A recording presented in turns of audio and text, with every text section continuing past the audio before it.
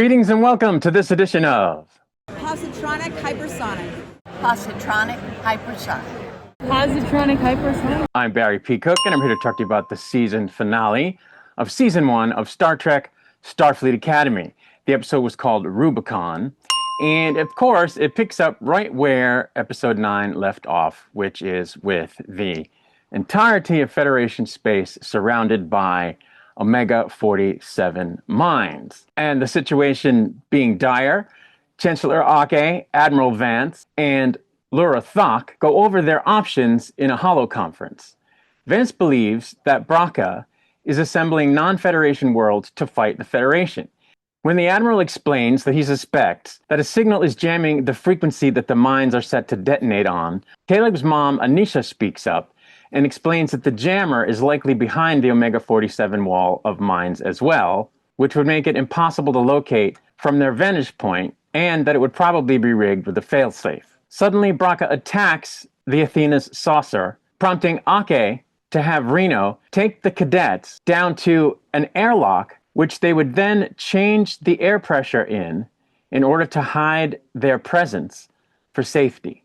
It isn't long before shields go down and Braca transports onto the ship, creepily welcoming Caleb's mother back into the fold. He then takes Ake and Anisha with him, transporting them all out, leaving Jet and the Doctor alone on the bridge. But just before he beams them away, Chancellor Ake tells the Doctor in code to run the Hermes 19 training mission, because she knew that Braca will try to blow up the ship, and that the Doctor's training exercise would create a hologram of the ship that would make it appear as though the ship had been destroyed, when in fact it hadn't. To accomplish this, the Doctor downloads himself into the ship's mainframe. At that point, Sam, Jaden, Tarima, Darum, and Genesis are brought onto the bridge by Reno, who puts them all to work at various stations. Meanwhile, Nuss puts Ake on trial for all the galaxy to see, and what we get out of that is a battle of wits, with Ake frequently proving Braca wrong about his beliefs, while also explaining to Anisha everything she did to help Caleb. Speaking of Caleb, he goes with Jet Reno to fix part of the ship so that they can go to warp, leaving Genesis in charge of the bridge. Meanwhile, Jaden is working on the Doctor, who is now short-circuiting after returning from having performed the simulation. And Sam, of course, is concerned, given that he is now her father. The short-circuiting is causing the Doctor to speak in gibberish, or at least what seems like gibberish. But the cadets soon realize that he's trying to tell them about a way to stabilize the Omega-47 so that the mines won't go off, which has to do with its Rubin particles. As the trial continues, we find out that when Nuss, Braca, and Anisha were put in prison all those years ago, a Starfleet lieutenant named Lee was killed. He was shot by Braca, who, in his words, called it self-defense. At the end of the trial, Anisha pronounces Ake guilty through tears. But Ake, in a final speech, convinces the onlookers to abandon Braca. Of course, Caleb, who shows up towards the end, also has a hand in that, by talking about his experiences at Starfleet Academy and how they changed his life for the better. During all of this, of course, the team back on the Athena has been working to use the Rubin particles to stabilize the Omega-47 mines, and they succeed. Of course, with the mines down, Starfleet is able to fly in with a bunch of ships and arrest Braca, who at this point had also been abandoned by his own people. A short time later, everything is restored. It's business as usual at the Academy as the cadets prepare to go off for the season, including Caleb, who's going to go to Earth with his mother. And that's where the episode and the season ended. So, I have been very critical of this show in my reviews of the first 9 episodes. I thought a couple of the episodes were good. I thought a couple of the other episodes had good moments. I thought a couple of episodes were just complete stinkers. So it's been a mixed bag for me. And as a result, going into the finale, I wasn't optimistic that it was going to be any good. But to my surprise and delight, I found it to be very, very good. And I don't know what accounts for the disparity.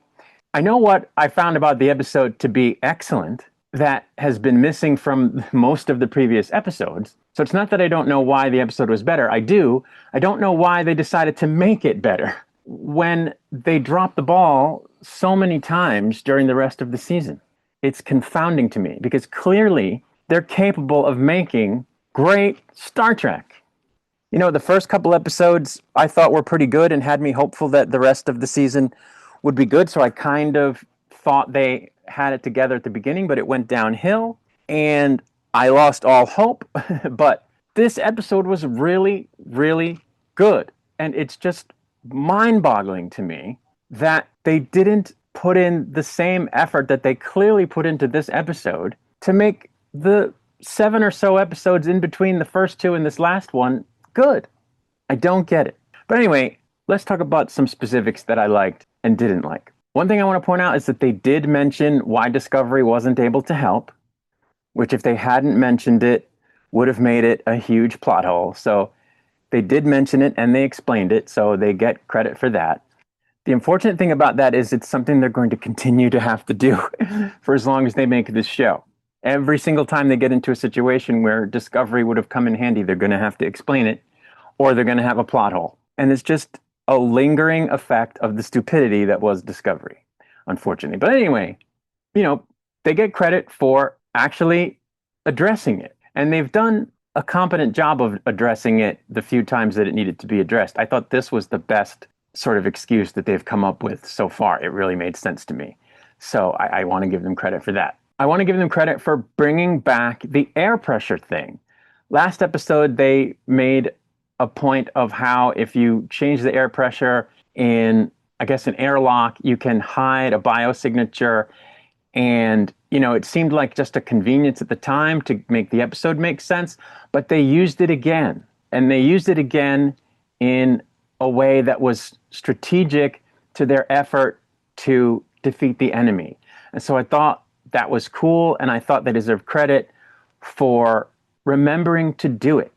It was a through line, and through lines make the show seem good and like it's being done by competent people. So I appreciated that through line. Paul Giamatti is on fire in this episode. He is fantastic, which of course surprises no one, but his whole presence in this episode just elevated it way, way up, and just he's just excellent, and his whole part of the story heavily contributed to this episode being excellent.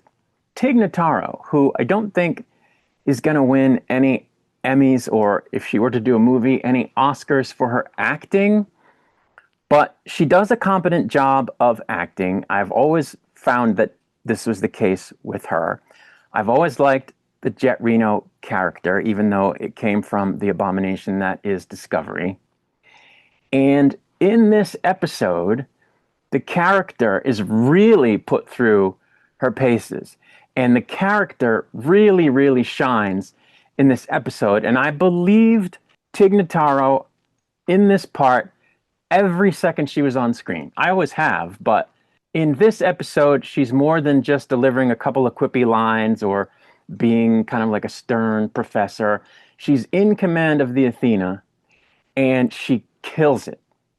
The character does. And that just really, really made the episode great. And I have to give credit to Tig Notaro for continuing to do a competent acting job, even though that's not her first, career. She's a comedian. But she is a competent actor, and she did a good job with everything they gave her in this episode. And as a result, the character really, really shined in this episode.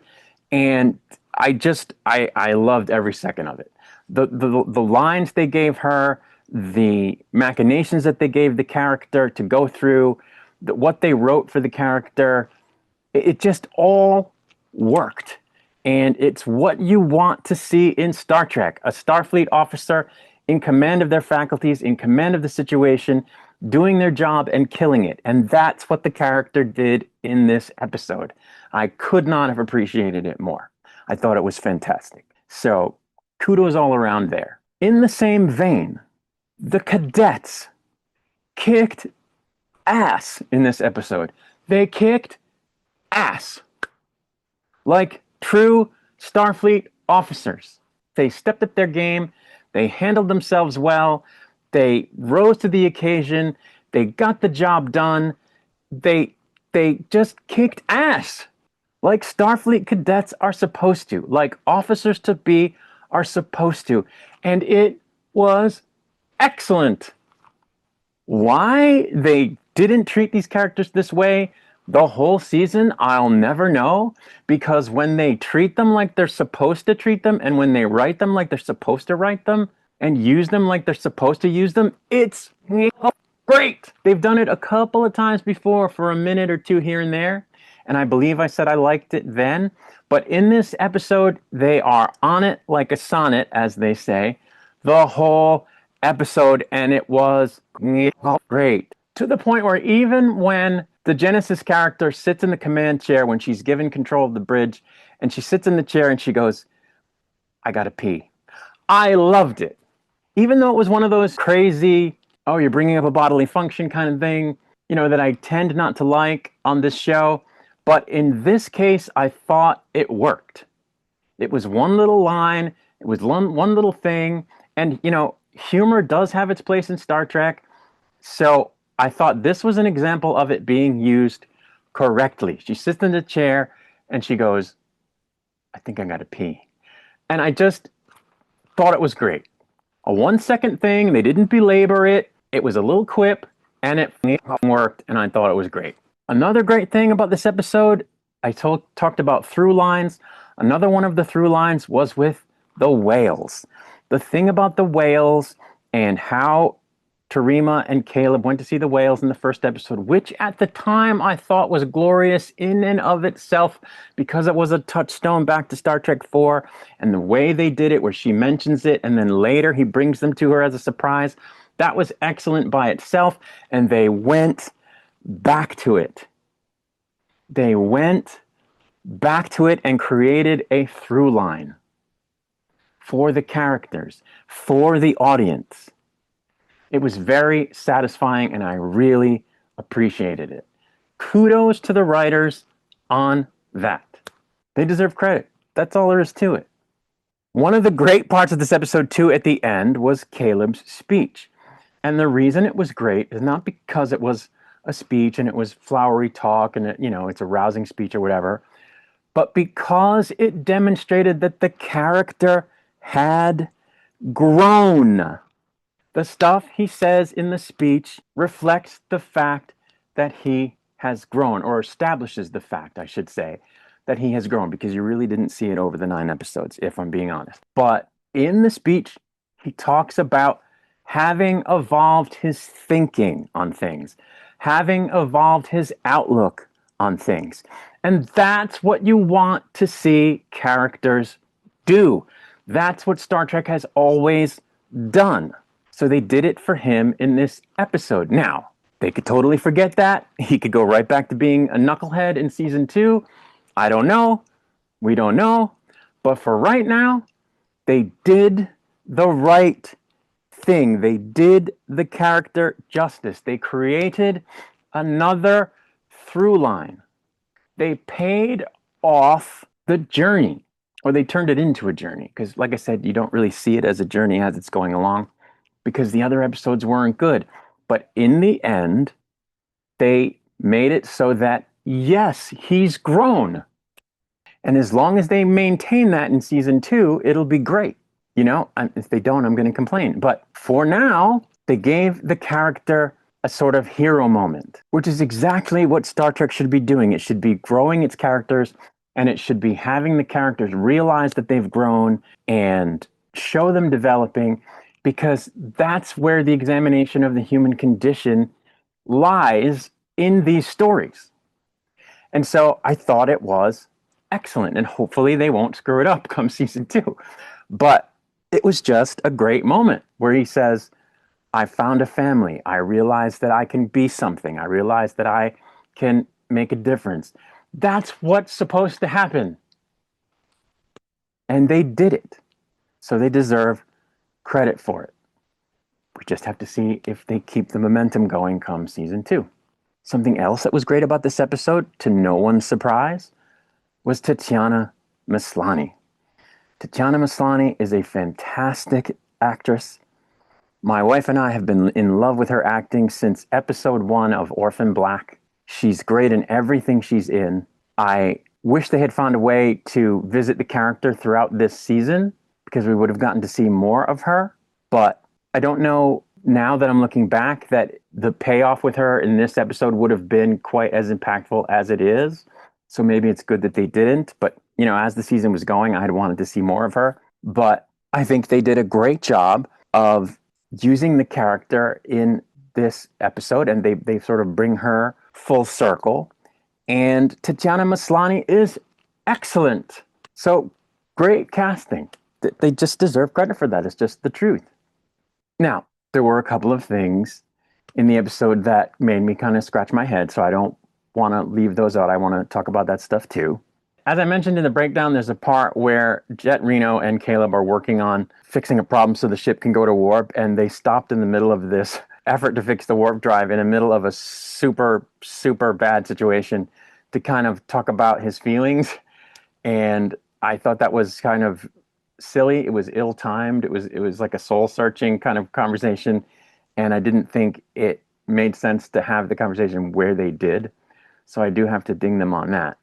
In the end, part of the solution to the issue that they're having is they end up being able to locate where Braca is by means of locating Anisha because she's with him, and they do that in a way that doesn't really make any sense. Caleb gets Tarima to remove her inhibitor and use her strong mental abilities to sort of reach out Cerebro style, Professor X style with her mind and find Anisha, which you could almost say, okay, all right, she's a telepath. But the hook there is that Caleb says, find my mother by using my connection to her, which you're going to be able to use by going into my mind. And I'm like, what connection to her? You're not a telepath. That didn't make any sense whatsoever. So I don't know why they wrote it that way. But yeah, so that didn't make sense. And, this whole time where Braca is with Anisha and Ake is on the star drive section of the Athena. So, I don't suppose they would necessarily have known that, but I would have liked it better if they had realized, oh, he's probably on the Athena, and let's search for the Athena, because there's got to be a way to do that, right? There's got to be a way for a saucer section of a ship to find the other part. It's got to be some kind of signal or some kind of scan they can do to find it. So why did they write this hocus pocus nonsense? Because she literally says to him, Caleb, I can't do that. I'm not magic. And then proceeds to do magic, basically. So it kind of wasn't a great point in the episode when they could just have scanned for the Athena. I think they did it because they wanted to have a way to bring those two characters together and give them a moment, and that's fine and everything. But, it didn't make any sense. So I have to ding them for that. Oh, and then in the end, Captain Ake punches Braca while he's being held by Starfleet security, which, wasn't cool. I think her first officer does too. The cadet master also punches him while he's being held by the security guards, and that's kind of not cool. But anyway, I did want to mention that I had those couple of caveats to how excellent I thought the episode was because, I believe in being an honest dealer. The thing is that you can overlook a little stupid here and a little stupid there when it's absolutely buried by excellence. And everything else in this episode was excellent. And like I said, even the stuff like, okay, yeah, they worked in the YA drama stuff, their relationship takes the spotlight for a second, Caleb and Tarima's, which wouldn't happen on another Star Trek show necessarily. And you can look at that and say, oh, it's a soap opera moment. And it is. And, like I said, I thought the line was funny about I have to pee. And you could look at that and kind of ding them for it because it's very un-Starfleet-like. And then, right before the episode ends, once again, the Stephen Colbert computer character, has a goofy line. But the thing is, they struck a balance in this episode. And if I'm honest, I feel the balance was weighted towards the good stuff and not the silly bad stuff. And so balance doesn't have to be equal all the time. Balance can be unequal. But the goal should be to have either equal balance between good stuff and not so good stuff, or a balance where the good stuff really outweighs the bad stuff. And unfortunately, so many of the episodes this season have not done that. It's been very light on good moments and over the top on stupid. So the balance was not only not equal, but off in the wrong direction, as opposed to being unequal in the right direction. So I think the balance that they struck in this episode, while it might not have been 50-50, which is ideal, was weighted towards the good stuff in a big way. And I thought that that made the episode excellent in such a way that you could sit and go, okay, well, they kind of did a goofy thing over here, but you don't get thrown by it. You don't end up walking away from the episode going, geez, that was terrible, because of those little things that, okay, that didn't 100% make sense. You can, I guess, overlook it and give them the benefit of the doubt on it because they got so much of the rest of it right. And I don't know, another reviewer might say, well, you're giving them a pass just because they got some things right and you're giving them a seal clap because they did some stuff right and you really shouldn't do that because that's not how you motivate them to do even better. But, you know, I think if we're looking for perfection, we're setting ourselves up for disappointment. We're never going to get perfection. Star Trek has never achieved perfection. It's always just been mostly very, very good. And I think this episode, with its couple of flaws, was very, very good. And I just can't pretend otherwise. And that's just the way it is. Am I concerned that they're not going to continue to deliver like this in season 2? Yes, I'm concerned, but only time will tell. I'm just glad that they did a good job of ending it, and they gave us a good episode, and they showed us that they can do this. You know, like I said, I saw glimmers of the fact that they could do this in some of the episodes, but this episode was so good in the overall that they just really, really showed that they can do it. That makes me happy and angry at the same time because why were they not doing it all season? It's just mind-boggling. But, you know, I really enjoyed this episode. I thought they did the characters justice. I thought they did Star Trek justice. I thought they did, you know, Starfleet and the Federation justice. They did the actors justice. And thank goodness, finally.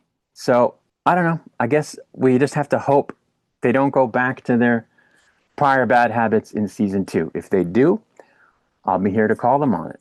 If they don't, I'll be here to applaud them for not doing it. But that's really it. I'm going to get out of here before I start repeating myself. I'll be back with another video soon. Until I return, I wish you peace and long life.